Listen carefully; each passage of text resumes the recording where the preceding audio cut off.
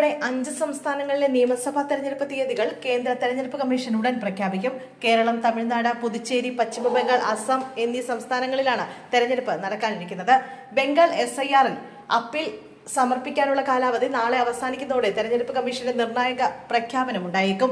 കേരളം, തമിഴ്നാട്, പുതുച്ചേരി എന്നീ സംസ്ഥാനങ്ങളിൽ ഒറ്റഘട്ടമായി വോട്ടെടുപ്പ് പൂർത്തിയാക്കാനാണ് കമ്മീഷന്റെ ആലോചന. വിഷു, വേനൽ എന്നിവ പരിഗണിച്ച് കേരളത്തിൽ ഏപ്രിൽ 15-നും 30-നും ഇടയിൽ വോട്ടെടുപ്പ് നടത്താനാണ് നീക്കം. ബംഗാളിൽ കഴിഞ്ഞ തവണ 8 ഘട്ടങ്ങളിലായി നടന്ന വോട്ടെടുപ്പ് ഇത്തവണ 5 ഘട്ടങ്ങളായി കുറച്ചേക്കും.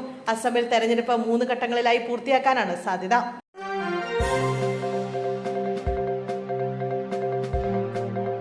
തെരഞ്ഞെടുപ്പിൽ മത്സരിക്കുമെന്ന അഭ്യൂഹങ്ങളോട് പ്രതികരിച്ച മുൻ ഫുട്ബോൾ താരം IM വിജയൻ. ഒരു പാർട്ടിയുടെയും ഭാഗമായി നിൽക്കാൻ പറ്റില്ലെന്ന് IM വിജയൻ. 3 പാർട്ടിയുമായി ബന്ധപ്പെട്ട് അടുത്തിടെ പ്രധാനമന്ത്രിയുടെ ദൂതൻ വന്നു കണ്ടിരുന്നു. സുരേഷ് ഗോപിയെ വിളിച്ചു. തെരഞ്ഞെടുപ്പിൽ നിൽക്കുന്നില്ല, രാജ്യസഭാംഗത്വം നൽകിയാൽ സ്വീകരിക്കും. ഇടതുപക്ഷവും കോൺഗ്രസും മത്സരിക്കുന്നു എന്ന് ചോദിച്ചിരുന്നു. തെരഞ്ഞെടുപ്പ് രാഷ്ട്രീയത്തിലേക്കില്ല. രാജ്യസഭാംഗത്വം സ്പോർട്സിന്റെ ഭാഗമായി കിട്ടിയാൽ സ്വീകരിക്കുമെന്നും IM വിജയൻ പറഞ്ഞു.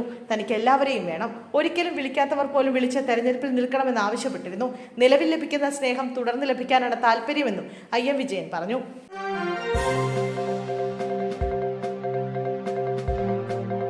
മലപ്പുറം കൊണ്ടോട്ടി കൊട്ടുകരയിൽ വാഹനങ്ങൾക്ക് LPG വിതരണം ചെയ്യുന്നിടത്ത് വീട്ടാവശ്യത്തിനും വാണിജ്യ ആവശ്യത്തിനുമുള്ള LPG സിലിണ്ടർ ഫില്ല് ചെയ്ത് നൽകി.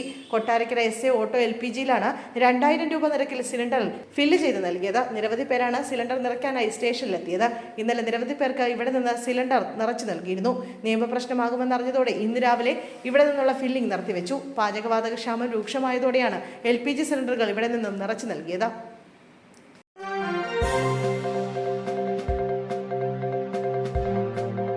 പത്തനംതിട്ട കോന്നി മെഡിക്കൽ കോളേജ് വിവാദത്തിൽ സർജറി വിഭാഗം മേധാവി ഡോക്ടർ ശിവപ്രസാദ് അവധിയിൽ പ്രവേശിച്ചു. ശസ്ത്രക്രിയ ദിവസം മാത്രം മെഡിക്കൽ കോളേജിലെത്തും. മെഡിക്കൽ കോളേജ് പ്രിൻസിപ്പൽ നൽകിയ കാരണം കാണിക്കൽ നോട്ടീസിന് ഡോക്ടർ ശിവപ്രസാദ് ഇന്നലെ വിശദീകരണം നൽകിയിരുന്നു. പിന്നാലെയാണ് അവധിയിൽ പ്രവേശിച്ചത്. കോന്നി മെഡിക്കൽ കോളേജിലെ അപര്യാപ്തതകൾ ചൂണ്ടിക്കാട്ടി സർജറി വിഭാഗത്തിൽ നോട്ടീസ് പതിച്ചിരുന്നു. എന്നാൽ അത് പരസ്യമായി ഒട്ടിച്ചത് താനല്ലെന്നും സംഭവത്തിൽ തികച്ചും നിരപരാധിയാണെന്നുമാണ് കഴിഞ്ഞ ദിവസം ഡോക്ടർ കാരണം കാണിക്കൽ നോട്ടീസിൽ നൽകിയ വിശദീകരണം. തുടർ നടപടിക്കായി വിശദീകരണം സൂപ്രണ്ട് DMOയ്ക്ക് കൈമാറിയിരുന്നു. അതേസമയം സമ്മതപത്രത്തിൽ ചൂണ്ടിക്കാട്ടിയ ആക്ഷേപങ്ങളിൽ ഉറച്ചു നിൽക്കുന്നുവെന്ന് ഡോക്ടർ ശിവപ്രസാദ് പറയുന്നു.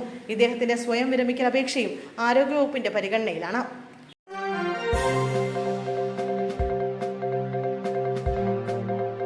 കോൺഗ്രസിൽ സ്ഥാനാർത്ഥി നിർണയ തർക്കങ്ങൾ തുടരുന്നതിനിടയിൽ തൃക്കാക്കരയിൽ CPM-ന് അപ്രതീക്ഷിത സ്ഥാനാർത്ഥി. മുൻ യൂത്ത് കോൺഗ്രസ് നേതാവ് ഡോക്ടർ PA മേരി അനിത സ്ഥാനാർത്ഥിയാകുമെന്നാണ് സൂചന.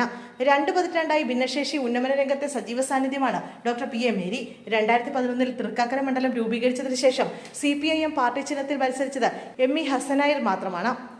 അതിനുശേഷം CPIM സ്വതന്ത്ര സ്ഥാനാർത്ഥികളാണ് മണ്ഡലത്തിൽ മത്സരിച്ചിട്ടുള്ളത്.